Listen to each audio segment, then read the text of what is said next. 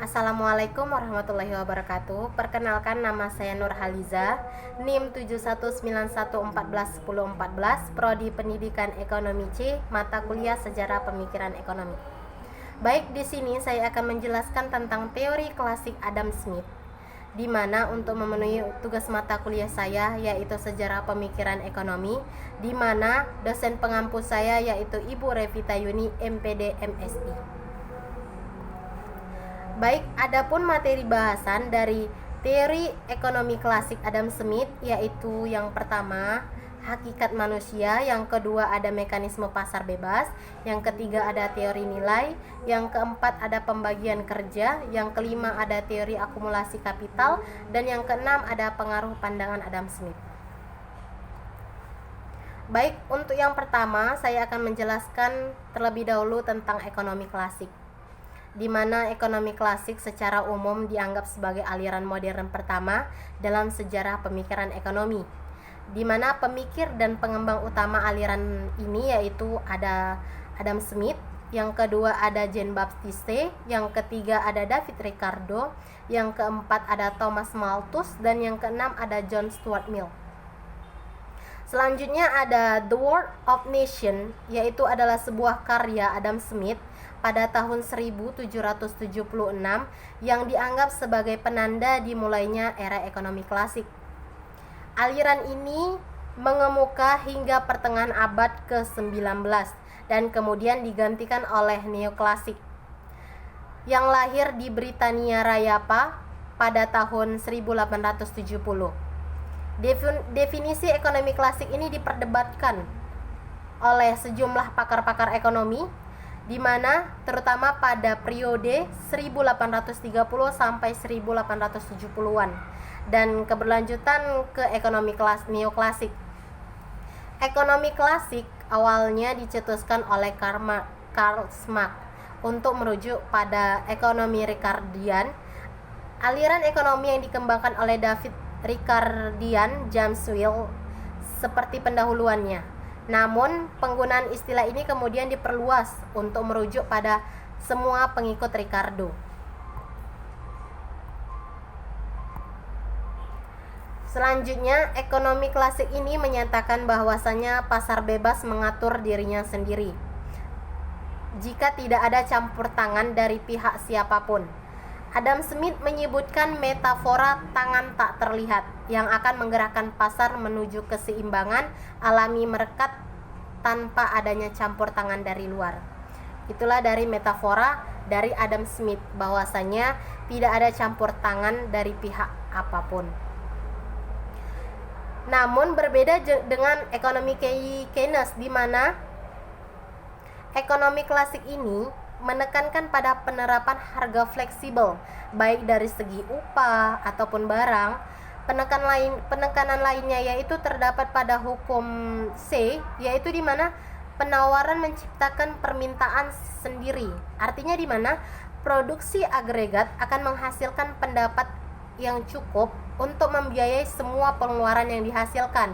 Namun berbeda dengan teori Keynes, di mana yang menyatakan bahwa harus ada penghematan pengeluaran uang atau pemakaian instrumen pembiayaan lainnya untuk membiayai pengeluaran dan menutupi biaya produksi. Jadi itulah perbedaan antara ekonomi klasik dengan ekonomi Keynes tadi. Jadi di mana pada dasarnya ekonomi klasik ini yaitu menekankan pada produksi agregat akan menghasilkan pendapatan yang cukup baik gitu, membiayai semua pengeluaran yang dihasilkannya. Namun kalau untuk Keynes ini berbeda, di mana dia harus ada penghematan pengeluaran uang untuk pemakaian instrumen-instrumen lainnya. Itulah perbedaan antara ekonomi klasik dengan ekonomi Keynes. Baik, selanjutnya kita akan memasuki yaitu hakikat manusia serakah, di mana pada dasarnya kenyataannya manusia pada hakikatnya memiliki sifat serakah. Sifat ini sudah sangat dikenal oleh para pemikiran-pemikiran masa Yunani kuno, yaitu terutama oleh Plato. Namun juga dilontarkan oleh Bernard de Mandeville tahun 1670 sampai 1733 yang dalam bukunya yang berjudul The Fable of the Beast, yaitu pada tahun 1714. Di mana pada dasarnya pun Smith juga percaya bahwa pada hakikatnya manusia rakus, egoistis, selalu ingin mementingkan diri sendiri. Walaupun asumsi mereka, namun konklusi mereka berbeda. Seperti bumi dan langit, di mana Mandeville menganggap sifat rakus manusia akan memberikan dampak negatif sosial, ekonomi. Agar dapat menghindari dampak ini, Mandeville menganjurkan adanya campur tangan pihak pemerintah dalam perekonomian. Namun berbeda dengan Adam Smith, di mana sifat egoistis manusia tidak akan mendatangkan kerugian, kata Adam Smith. Di mana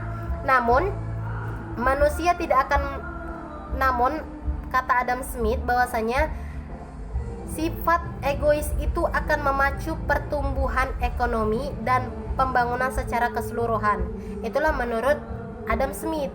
Sehingga Adam Smith dengan Mandeville ini berbeda pendapat dari hakikat manusia serakah tersebut.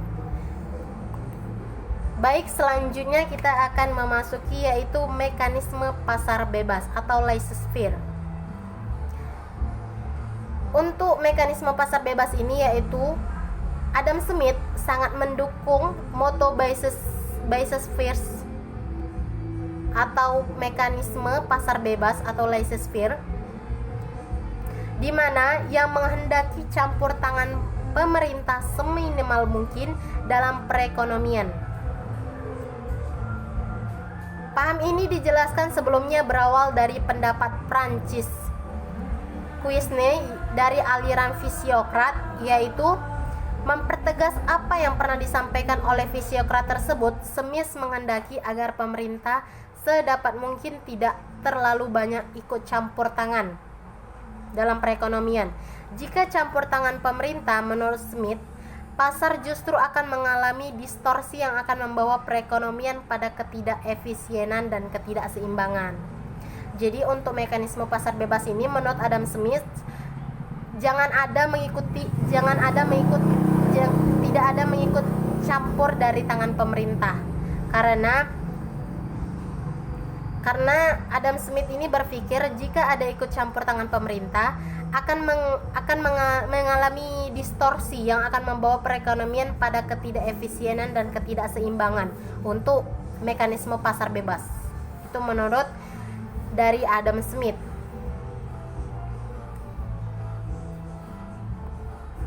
Baik, selanjutnya kita akan membahas tentang teori nilai, yaitu value theory. Teori nilai ini sebenarnya masih merupakan bagian dari mekanisme pasar dan persaingan yang diuraikan yang di awal tadi. Namun menurut Adam Smith, barang memiliki dua macam nilai, yaitu nilai real dan nilai alamiah, dan nilai pasar atau nilai nominal. Nilai real, suatu barang dipengaruhi oleh banyak sedikitnya kerja yang harus dilakukan untuk menghasilkan barang tersebut. Pengertian kerja di sini dapat berupa banyak waktu yang dipergunakan untuk memproduksi, intensitas kerja, latihan dan pendidikan yang dibutuhkan agar seorang pekerja yang menjadikan terampil, dan faktor sejenis lainnya. Nilai pasar atau nilai nominal suatu barang itu ditentukan oleh mekanisme seperti dalam mengukur nilai real barang. Nilai ini lebih ditentukan oleh permintaan dan penawaran terhadap barang tersebut, walaupun pada akhirnya nilai pasar cenderung mendekati nilai-nilainya. Jika permintaan terhadap suatu barang lebih besar dan penawaran yang tersedia, nilai pasar akan bergerak naik sehingga menambah keuntungan produsen. Naiknya keuntungan produsen akan menaik investor lainnya untuk memproduksi barang sejenis. Akibatnya terjadi peningkatan penawaran dan konsumen yang pada akhirnya mendorong nilai pasar produk terhadap turun pada sosial keseimbangan awal. Itulah dari teori nilai menurut Adam Smith. Baik, selanjutnya yang akan kita jelaskan yaitu tentang teori pembagian kerja. Di mana teori pembagian kerja, Adam Smith menyatakan bahwasannya Produktivitas tenaga kerja dapat ditingkatkan jika dilakukan suatu pembagian kerja atau division of labor. Dengan dilakukannya pembagian kerja, setiap tenaga kerja akan mengalami spesialisasi kerja sesuai dengan bakat dan kemampuannya masing-masing. Dan peningkatan produktivitas pekerja akibat spesialis ini pada akhirnya akan meningkatkan produktivitas perusahaan tempat mereka bekerja. Berbeda halnya jika setiap pekerja harus menyelesaikan suatu produk secara sendirian. Jadi pekerjaan itu akan semakin sulit dan akan lama terselesaikan. Jadi jika kita memakai teori pembagian kerja ini, maka pembagian kerja akan terbagi-bagi antara kelompok-kelompok sehingga pekerjaan akan lebih mudah terselesaikan dan akan cepat sesuai dengan keinginan yang kita inginkan. Itulah untuk teori pembagian kerja. Baik, selanjutnya saya akan menjelaskan tentang teori akumulasi kapital. Dalam teori ini, Adam Smith menyesuaikan bagaimana kesejahteraan masyarakat dapat dicapai dengan melakukan investasi dalam peralatan dan mesin. Teorinya dimulai dengan pemikiran bahwa setiap orang berkeinginan untuk meningkatkan kesejahteraannya. Kesejahteraan tersebut dapat dicapai dengan meningkatkan laba. Cara terbaik untuk meningkatkan laba adalah dengan cara melakukan investasi dalam mesin dan peralatan. Dengan mesin dan peralatan yang baik, tenaga kerja yang sudah terspesialisasi akan semakin produktif sehingga perusahaan akan secara keseluruhan akan menjadi meningkat. Dengan analogi yang sama, jika seluruh perusahaan melakukan hal serupa, kesejahteraan nasional akan meningkat pula. Akumulasi kapital dimulai ketika masyarakat memasuki transisi menjadi industrial kapitalisme. Ini dilakukan dengan membangun fixed kapitalis seperti mesin-mesin dan peralatan pabrik, jejaring transportasi, dan energi dan fasilitas riset. Itulah dari teori akumulasi kapital menurut Adam Smith, di mana kita harus melakukan investasi dalam peralatan-peralatan, di mana jika kita melakukan investasi, pekerjaan kita akan lebih mudah diperbuat. Jadi pekerjaan kita itu akan lebih cepat terselesaikan dan perusahaan-perusahaan akan lebih banyak memproduksi suatu barang tersebut sehingga bisa cepat-cepat didistribusi ke masyarakat luar. Itulah dari teori akumulasi kapital. Baik, selanjutnya yaitu pengaruh pandangan Adam Smith, di mana pengaruh pandangan dan pemikiran Adam Smith ini sangat luas, di mana dapat dikatakan bahwa hampir semua pembahasan di bidang ekonomi dikaitkan dengan pandangan Adam Smith. Sebagai contohnya seperti individualisme dan materialisme, tidak murni ajaran Adam Smith. Jika ditelusuri ke belakang, paham individualisme sebelumnya berasal dari paham hedonisme yang sudah dikembangkan oleh pemikir-pemikir ekonomi pada masa Yunani kuno. Paham hedonisme ini dirumuskan pertama kali oleh pemikir Yunani kuno Aristippus dan disempurnakan oleh Epicurus. Dalam hal ini perlu dijelaskan bahwa paham individualisme Adam Smith ini tidak sama dengan egoisme. Kedua sifat tersebut memang sama-sama mementingkan diri sendiri, akan tetapi implikasi kedua paham tersebut sangat berbeda dikaitkan dengan perhatian terhadap orang atau kelompok masyarakat lain. Kalau dalam egoisme orang mementingkan orang lain, dan individualisme orang yang mementingkan diri sendiri, memaksanya untuk ikut memperhatikan terhadap kepentingan orang lain. Lebih jelas, memperhatikan kepentingan pribadi dalam pemahaman individualisme tidak harus menyebabkan berkurangnya perhatian terhadap kepentingan orang lain. Baik, itulah pengaruh dari pandangan Adam Smith tadi, sehingga di dalam setiap pandangan-pandangan pasti Adam Smith selalu ada. Dapat dikatakan bahwasanya hampir semua pembahasan di bidang ekonomi Adam Smith selalu ada. Itulah untuk pengaruh pandangan Adam Smith tersebut.